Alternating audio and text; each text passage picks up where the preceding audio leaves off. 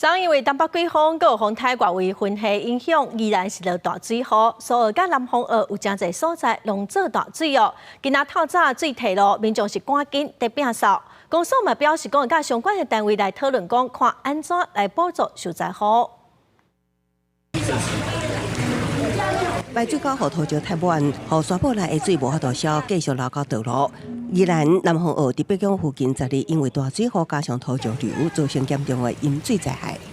已经超过那个一个打火机的高度了。因为土沙塌满下水道，当地路面产生一个赖大罐的倒叉，附近未少徛家厝内拢是泥土，透早就趁雨较转好清理家具。你讲涨到倒位哈？关岛差不多到倒位？关岛呀，关岛就到这里起来啊，到这起来。哦，到这起来。系啊，我若无做地段入去啊，拢规个拢入去。